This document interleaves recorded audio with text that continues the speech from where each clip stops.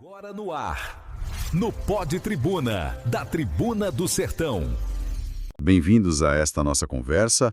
Hoje o foco é um tema quente, que acabou de sair do forno lá na Câmara dos Deputados. A aprovação do texto base de uma proposta de emenda à Constituição, a PEC 3 de 2021. Um tema bem relevante, né? E que gerou bastante discussão. Muita discussão. A gente tem em manos 2 artigos de notícias bem recentes cobrindo essa votação em segundo turno que aconteceu hoje mesmo, 16 de setembro de 2025. Essa proposta, ela ganhou apelidos que já dizem muito, né? Sim, os apelidos já dão o tom da polêmica. Exato. Para uns é a PEC das prerrogativas, para outros a PEC da blindagem. Já mostra os dois lados da moeda. Totalmente. E a nossa missão aqui é justamente, tentar entender o que está em jogo, o que essa PEC muda na prática, quais foram os argumentos que, assim, esquentaram o plenário e por que isso importa tanto para a gente, né? Ok, vamos mergulhar nesses detalhes. Vamos lá. Para começar do começo, qual é a ideia central dessa PEC? Basicamente, ela estabelece que o Supremo Tribunal Federal, o STF, precisaria de um ok prévio, uma autorização, né, da Câmara ou do Senado para abrir um processo criminal contra deputados ou senadores. É isso. Exatamente isso. E tem um ponto que chama muita atenção, sabe? Que o relator, o deputado Cláudio Cajado, fez questão de detalhar no texto. É a abrangência disso. Essa autorização seria necessária para, olha só, qualquer tipo de medida cautelar que o Supremo determinasse contra um parlamentar. Qualquer tipo? Como assim? Seja algo pessoal, tipo uma prisão preventiva, ou uma medida real, como um bloqueio de bens, sabe? E tem mais um detalhe importante. Isso valeria desde o momento da diplomação. Desde a diplomação, nossa. Sim. Ou seja, mesmo que o político deixe o cargo depois, se o processo for sobre algo que ele supostamente fez durante o mandato, essa regra ainda se aplicaria. Quer dizer, o alcance é bem amplo mesmo, isso de valer mesmo após o fim do mandato para atos cometidos durante ele. Já levanta uma sobrancelha, não? É aí que talvez entre a preocupação dos críticos sobre um escudo meio duradouro. Sem dúvida. Esse é um dos pontos que, assim, alimenta o debate sobre o quão extenso esse escudo protetor seria, né? Os críticos veem aí um potencial bloqueio a investigações que poderiam talvez avançar mais facilmente depois que o mandato terminasse. Entendido. Faz sentido a preocupação. E como foi a recepção disso na Câmara, em termos de votos? O texto base passou agora em segundo turno com uma margem bem confortável, né? Foi bem confortável. Foram 344 votos a favor e 133 contra. E no primeiro turno foi parecido, as que 353 a 134 e uma abstenção, considerando que precisavam de 308 votos. Foi uma vitória clara para os defensores da proposta. Claríssima a aprovação do texto principal. Mas olha só, é crucial a gente lembrar que a novela lá na Câmara ainda não terminou. Ah, não. Tem mais coisa. Tem, falta analisar os chamados destaques. São aquelas propostas de mudança em pontos específicos do texto, sabe? Que podem alterar partes importantes. Ah, os destaques, certo. Que podem mudar o texto ainda. Podem mudar. Só depois de votar todos esses destaques é que a PEC, se for confirmada, aí sim ela segue para o Senado. E lá, o caminho também é árduo, mais 2 votações e vai precisar do sim de pelo menos 49 senadores em cada uma delas. Ou seja, ainda tem chão pela frente. Não é algo decidido ainda. Definitivamente não. Mas voltando aos argumentos que levaram essa aprovação agora na Câmara. Por que essa proposta divide tanto as opiniões? Vamos ouvir primeiro quem defende a PEC. O argumento principal deles não é criar privilégio, certo? É outra coisa. Correto. A defesa se baseia muito na ideia de que essas proteções, as chamadas prerrogativas parlamentares, não são um benefício pessoal, sabe? Mas sim uma necessidade para o funcionamento da instituição. Para a instituição funcional. Isso. O relator, o Cláudio Cajado, ele usou uma frase forte. Ele disse que são garantias indispensáveis à própria viabilidade institucional do legislativo. Ele conectou isso diretamente à democracia, afirmando que essas garantias só foram suprimidas em regimes autoritários. É uma linha de defesa que busca dar um peso institucional grande para a proposta, né? Colocar como algo essencial para a democracia. Exatamente. E é importante entender a nuance aqui. A defesa foca nas imunidades, que são essas proteções mais específicas contra processos ou prisão por opiniões, palavras e votos, como parte essencial das prerrogativas. As prerrogativas seriam o conjunto maior de direitos e deveres ligados ao cargo. Entendi. Imunidade dentro da prerrogativa. Isso. A lógica que eles apresentam é que, sem essa segurança da imunidade, o parlamentar não teria a liberdade necessária para debater, fiscalizar e votar sem medo de retaliação ou perseguição política. A ideia é proteger a função, não o indivíduo em si. E outros deputados ecoaram isso no plenário, né? Vi aqui que o cabo Gilberto Silva falou em equilíbrio de poderes, até levantando a suspeita de que o parlamento estaria sendo, chantageado. Sim, essa foi uma das falas. O general Girão também bateu na tecla da inviolabilidade por opiniões, e o Carlos Jorge, mesmo admitindo que o texto talvez não fosse o ideal, ele viu a PEC como um passo para proteger os colegas de processos criminais abusivos, dando à Câmara o poder de filtro, principalmente em casos baseados em falas. É uma narrativa bem clara de defesa contra o que eles veem como interferência externa. Essa é a linha. Proteger a atuação parlamentar. Pois é, essa visão de proteção institucional é um lado da moeda. Mas a outra face, essa não economizou nas críticas, né? E foi aí que o apelido PEC da blindagem ganhou força total. O que está por trás desse temor? Bom, basicamente, o medo é o da impunidade. A preocupação central, que apareceu não só nos discursos de deputados, mas também, segundo uma das fontes, em manifestações de juristas e organizações da sociedade civil. Ah, então não foi só no plenário. Não, extrapolou. A preocupação é que a PEC faz duas coisas que eles consideram perigosas. Primeiro, ela amplia demais o alcance do chamado foro especial, aquele mecanismo que determina que certas autoridades, como parlamentares, sejam julgadas por tribunais superiores e não pela justiça comum. E, ao mesmo tempo, cria novas barreiras para que investigações e processos contra esses políticos possam sequer começar ou avançar. Entendi. Amplia o foro e dificulta a investigação. E isso poderia levar a quê na visão desses críticos? Poderia fragilizar a independência do judiciário, que ficaria, de certa forma, dependente de uma decisão política do legislativo para poder agir, entende? Sim, uma dependência política. Exato. E, na prática, poderia criar um escudo protetor tão forte que acabaria beneficiando não só o exercício legítimo do mandato, o que é a intenção declarada, mas também eventuais crimes cometidos por parlamentares, inclusive crimes comuns. Sabe, sem relação direta com a função. O temor é que, na tentativa de proteger a função, acabe se blindando o indivíduo de forma excessiva. E essa preocupação apareceu forte nos discursos contrários na Câmara, né?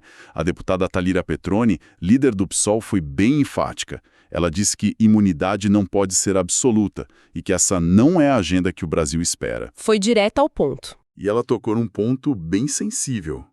O risco de beneficiar até acusados de crimes hediondos, como estupro e latrocínio, que dependeriam desse aval político para serem processados. Isso é pesado. Muito pesado. E o deputado Bongás, do PT, também traçou uma linha muito clara.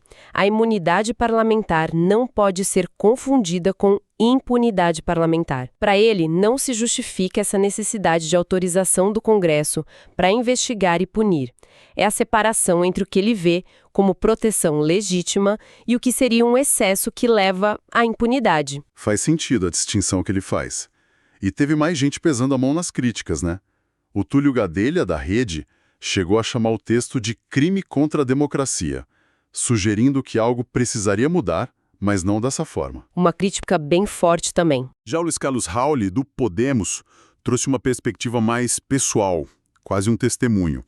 Ele disse ser contra qualquer privilégio que um parlamentar honesto não precise, afirmando: nunca precisei da proteção da lei mais que o cidadão tem. Ele apela direto para o princípio da igualdade, né? Exatamente. Ele coloca na perspectiva do cidadão comum versus o parlamentar. E olha, uma das críticas mais duras e que levanta um cenário bem preocupante veio do deputado Kim Kataguiri. O que ele disse? Ele foi além. Ele alertou por um efeito colateral que seria grave. A PEC poderia funcionar como um convite para que o crime organizado buscasse ocupar cadeiras no Congresso, justamente para obter essa blindagem contra investigações. Nossa, isso é uma acusação muito séria. Ele baseou isso em quê? Chegou a dar algum exemplo? Ele fez uma afirmação forte citando a experiência passada sob regras semelhantes que existiram na Constituição de 1988.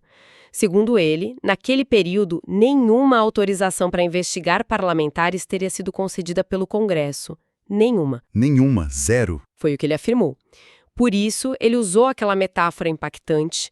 A PEC não seria o remédio para eventuais abusos do STF, mas sim um veneno, na dose errada, que criaria abusos por parte do parlamento para proteger a corrupção.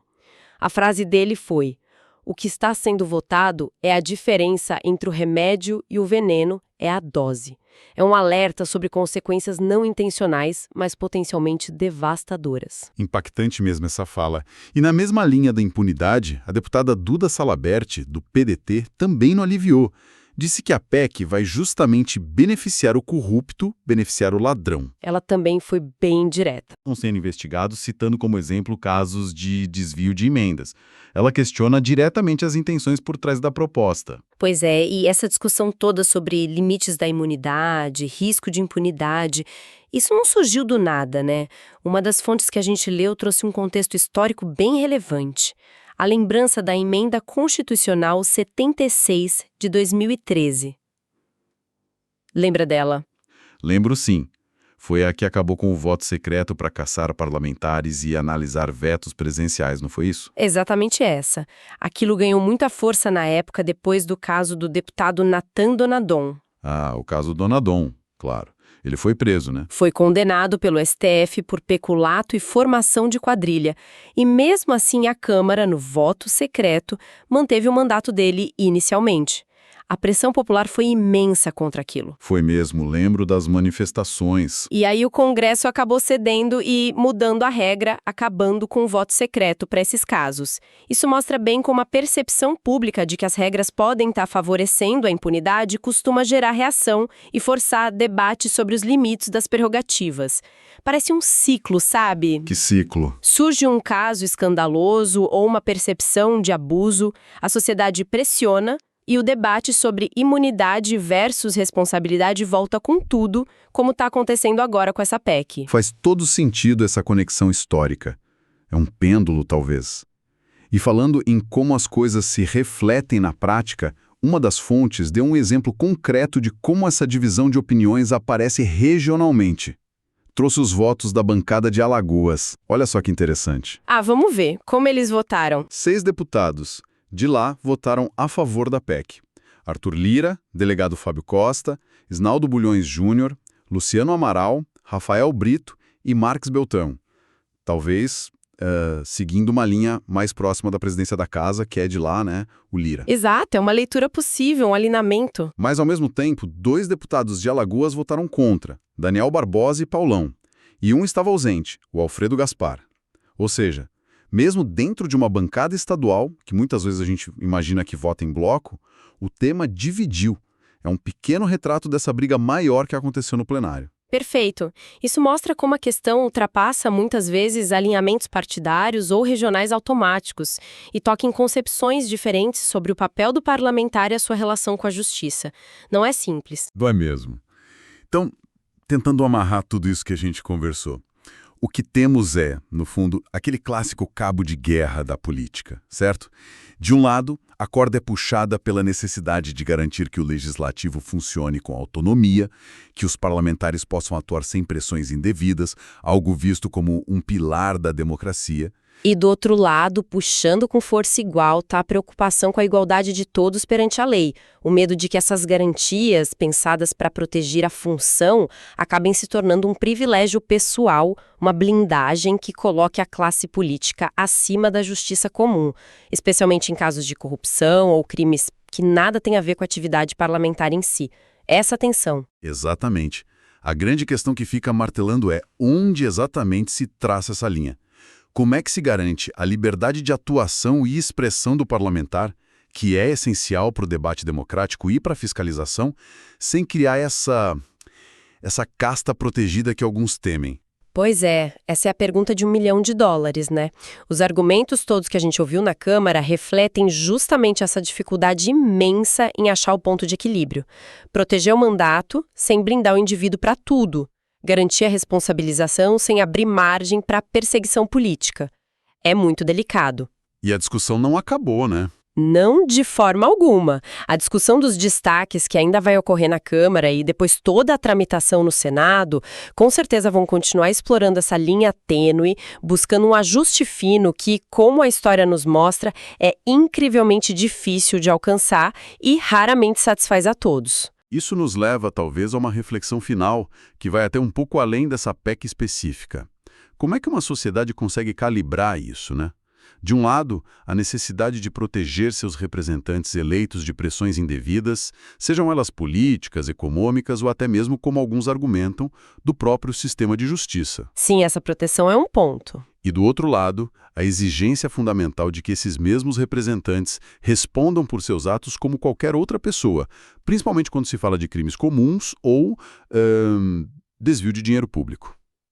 Que tipo de mecanismo, que tipo de regra consegue realmente alcançar esse equilíbrio delicado entre a prerrogativa necessária para a função e a responsabilidade individual perante a lei, sem pender demais para um lado ou para o outro? É a busca constante desse equilíbrio, né? Uma questão fundamental para qualquer democracia. Fica aí a provocação para a gente continuar pensando nisso. Muito obrigado por nos acompanhar nessa exploração detalhada de hoje. No Pod Tribuna você confere os comentários mais quentes do dia, com bastidores, análises afiadas e o que realmente importa na política, nas ruas e nos corredores do poder.